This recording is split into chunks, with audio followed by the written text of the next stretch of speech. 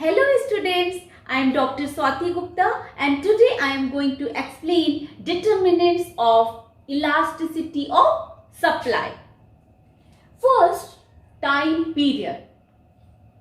यदि short period है तो उस सिचुएशन में उस प्रोडक्ट की सप्लाई इनइलास्टिक होगी, क्योंकि शॉर्ट पीरियड में इतना टाइम नहीं होता है कि प्रोड्यूसर या सेलर डिमांड के अकॉर्डिंग प्रोडक्ट की सप्लाई को बढ़ा सके और यह इनइलास्टिक होती है। लेकिन यदि पीरियड लॉन्ग है या लॉन्ग पीरियड में किसी भी प्रोडक्ट की सप्लाई इलास्टिक होती है, क्योंकि प्रोड्यूसर को इतना समय मिल जाता है कि वो बढ़ती हुई डिमांड के साथ साथ उसकी सप्लाई को बढ़ा सके।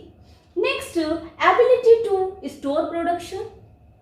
यदि किसी प्रोडक्ट को इजीली स्टोर किया जा सकता है, हम लंबे समय तक स्टोर करके रख सकते हैं, तो क्या होगा, उसकी सप्लाई इलास्टिक होगी। लेकिन यदि किसी प्रोडक्ट को स्टोर नहीं कर सकते, जैसे पेरिशेबल गुड्स हैं, तो उसकी सप्लाई इनइलास्टिक होती है। नेक्स्ट है ability and mobility of factors.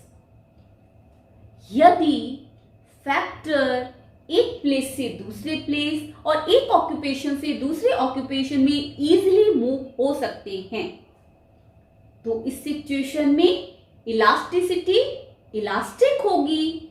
और यदि फैक्टर्स को इजीली मूव नहीं किया जा सकता है या उनमें मोबिलिटी नहीं होती है, तो उस सिचुएशन में सप्लाई इनइलास्टिक होगी। Next, technological improvement.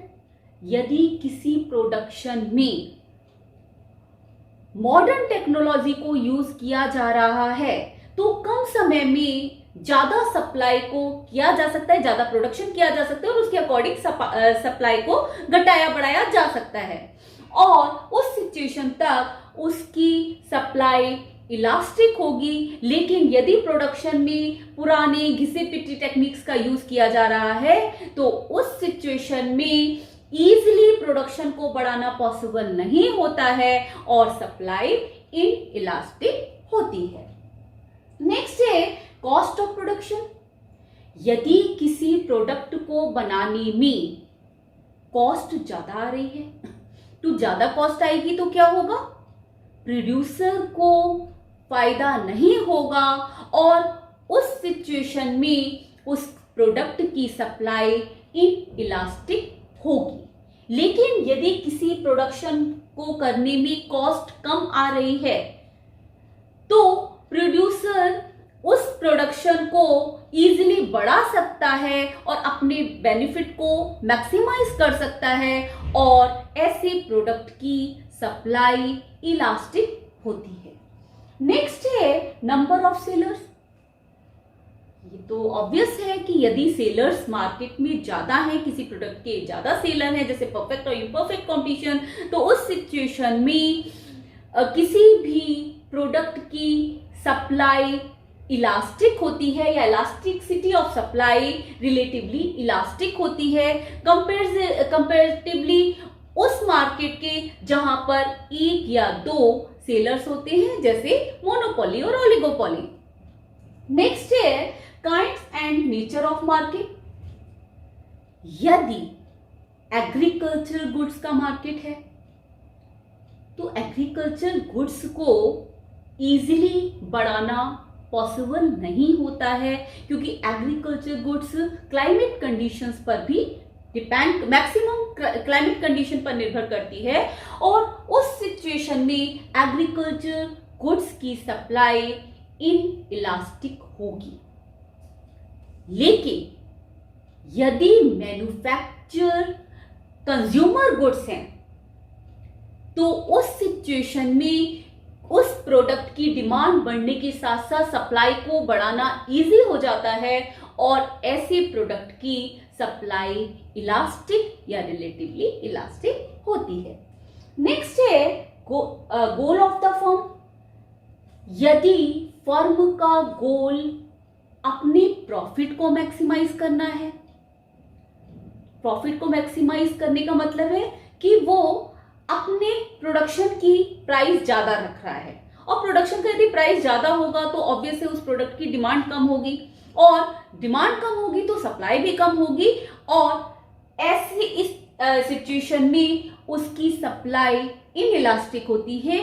लेकिन यदि फर्म का मोटिव मार्केट में स्वयं को इस्टेब्लिश करना है और अपनी प्रोडक्शन की, अपनी फर्म की ग्रोथ को बढ़ाना है, तो उस सिचुएशन में वो अपनी प्रोडक्शन को ज्यादा से ज्यादा बढ़ाना चाहेगा और उसकी सप्लाई या इलास्टिसिटी ऑफ सप्लाई इलास्टिक और रिलेटिवली इलास्टिक होती है। लास्ट है गवर्नमेंट पॉलिसी।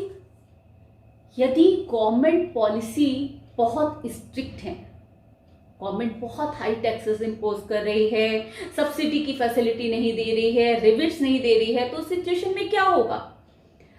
प्रोड्यूसर्स और सेलर्स को ज्यादा बेनिफिट्स नहीं होंगे और उस सिचुएशन में प्रोडक्शन की सप्लाई इनइलास्टिक होगी। वहीं यदि गवर्नमेंट पॉलिसीज बहुत लिबरल है, टैक्सेस कम इंपोज किए जा रहे हैं, ज्यादा से ज्यादा सब्सिडी प्रोवाइड की जा रही है, तो उस सिचुएशन में प्रोडक्शन की सप्लाई इलास्टिक होती है या elasticity of supply relatively elastic और इलास्टिक होती है। होप सो आपको ये क्लियर हो गया होगा। In the next video I will explain market equilibrium. जब सप्लाई और डिमांड दोनों मिलते हैं तो उस सिचुएशन में मार्केट का इक्विलिब्रियम कहां पर सेट होता है। Till then bye and take care.